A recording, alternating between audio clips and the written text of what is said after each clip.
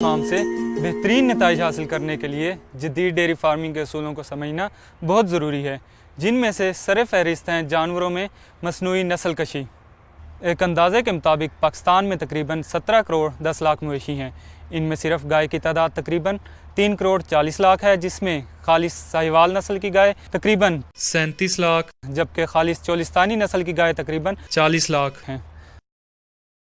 باقی تقریباً 7 کروڑ 40 لاکھ ایسے جانور ہیں جن کی نسل ناقابل شناخت ہے۔ میں ہوں آپ کا DRDF ڈیری گائیڈ، اور آج کی بات ہم جانوروں میں نسل کشی کے بارے میں کریں گے۔ نسل کشی کا ایک طریقہ ہے روایتی اور دوسرا ہے جدید طریقہ، جسے AI یعنی آرٹیفیشل انسیمینیشن بھی کہتے ہیں۔ روایتی طریقے میں سانڈ یا بیل سے ملاپ کرایا جاتا ہے۔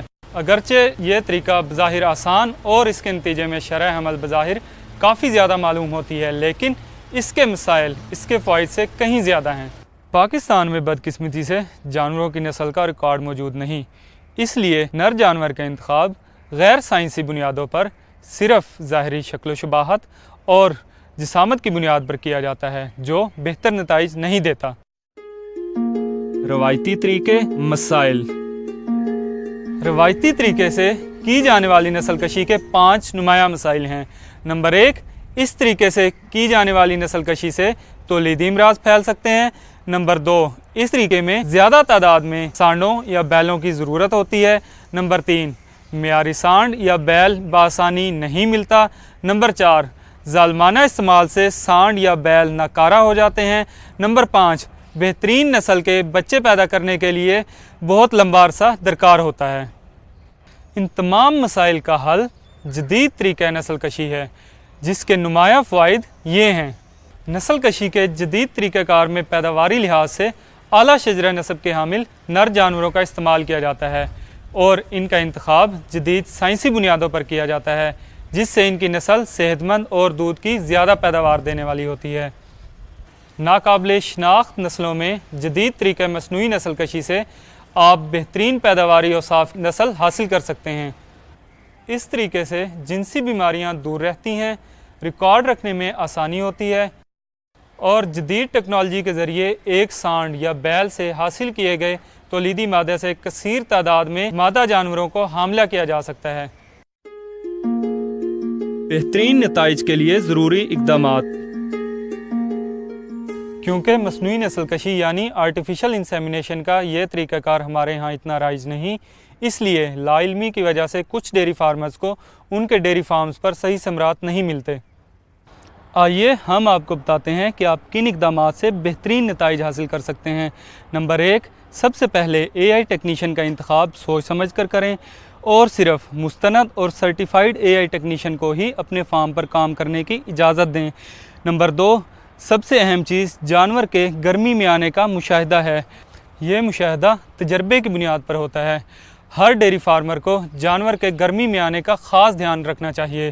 جب جانور یعنی گائے اور بھینس گرمی میں آتی ہیں تو یہ علامات ظاہر کرتی ہیں: دوسرے جانوروں کے ساتھ جارحانہ رویہ، کم چارہ کھانا، کم دودھ دینا یا ڈوکے ڈالنا، مخصوص آواز میں بار بار بولنا، جبکہ دوران گرمی بھینسوں میں خاموش رہنا بھی پایا جاتا ہے، بار بار پیشاب کرنا، تاریں کرنا، پیشاب کی جگہ کا قدرے سرخی مائل ہونا یا سوجنا، دوسرے جانوروں پر چڑھنا، دوسری گائے یا بھینسیں اوپر چڑھیں تو کھڑے رہنا، دوسرے جانوروں کو سونگھنا اور چاٹنا۔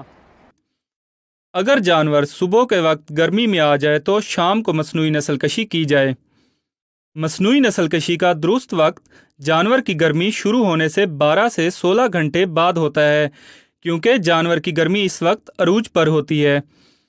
یاد رکھیے، ایک دفعہ گرمی کا ضائع ہو جانا حمل میں کم از کم 21 دن کی تاخیر کر دے گا، جس کا مطلب ہے معاشی نقصان۔ سیمن کا انتخاب۔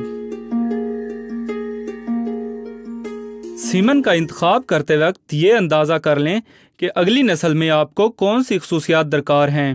اگلی نسل میں ہمیں ایسے جانور درکار ہیں جو کہ ماحول کے ساتھ بہتر مطابقت رکھتے ہوں، دودھ کی پیداواری صلاحیت زیادہ ہو، حیوانہ کی بناوٹ کشادہ ہو اور خوبصورت ہو، مضبوط جسم اور بہتر قوت مدافعت کے حامل ہوں۔ کون سا سیمن؟ کب؟ AI टेक्नीशियन और जानवर के गर्मी में आने के मुशाहदा के बाद अगला मरहला सीमन के इंतखाब का है। हमारे यहाँ अच्छी नस्ल और खसूसियात के हामिल पेडिग्री एंड प्रोजेनी टेस्ट शुदा नर जानवरों के सीमन मार्केट में किसी हद तक मौजूद हैं। ये लोकल सीमन के नाम से जाने जाते हैं। लोकल सीमन का इंतखाब करते वक्त इत्मीनान कर लें कि ये माहिरीन या महकमा लाइफ स्टॉक का तजवीज़ करता है। बैरूनी ममालिक से बेहतरीन क्वालिटी का सीमन भी पाकिस्तान में मंगवाया जाता है। ये इम्पोर्टेड सीमन के नाम से जाना जाता है। इसका इंतखाब करते हुए भी ये इत्मीनान कर लें कि ये महकमा लाइफ स्टॉक के मुकर्रर करदा मेयार के मुताबिक है। और हमारी तजवीज़ ये है कि ऐसे जानवर जिनकी नस्ल काबिल शनाख्त नहीं है, इन्हें इम्पोर्टेड सीमन रखवाएँ ताकि दोगली नस्ल के अच्छी पैदावार के हामिल जानवर अगली नस्ल में हासिल हों, जबकि खालिस साहिवाल और चोलिस्तानी नस्ल के जानवरों को उन्हीं की नस्ल के सीमन रखवाएँ ताकि इनकी नस्ल बरकरार रह सके, क्योंकि ये नस्लें हमारा कौमी असासा हैं और इनका तहफ़्फ़ुज़ हमारा अव्वलीन फरीज़ा है। जानवर को मसनूई नस्ल कशी करवाने के बाद फार्मर AIT से शीट, ग्लव्स, खाली स्ट्रॉ बमे रसीद तलब करें ताकि बवक्ते ज़रूरत काम आ सके, क्योंकि स्ट्रॉ के ऊपर नर जानवर की खसूसियात दर्ज होती हैं। आप बतौर मवेशी पाल किसान अपनी रजिस्ट्रेशन या अपने जानवर से मुतालिक किसी भी किस्म की मालूमात के लिए अपने करीबी मरकज़ हैवानात या महकमा लाइफ स्टॉक की हेल्पलाइन नंबर 0800092111 पर रब्ता कर सकते हैं। कम क्वालिटी का सीमन रखने का नुकसान आपको 3 साल बाद पता चलता है।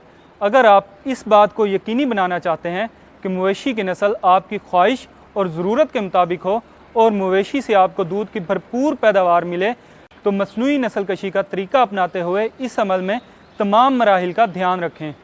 मवेशियों में नस्ल कशी के जदीद तरीके अपनाकर आप ना सिर्फ इनकी मौजूदा नस्ल को बेहतर तहफ़्फ़ुज़ दे सकते हैं, बल्कि इनकी आने वाली नस्ल से भी बेहतरीन कारोबारी फ़ायदा हासिल कर सकते हैं। साइंसी बुनियादों पर जानवरों में मसनूई नस्ल कशी के बेहतरीन नताइज सामने आए हैं और बेशुमार डेयरी फार्मर्स इन जदीद तरीक़ों को अपनाकर अपने डेयरी फार्म्स का मुस्तकबिल रोशन बना रहे हैं। ये मामला है आपके कारोबारी मुस्तकबिल का। आप क्यों पीछे रहें?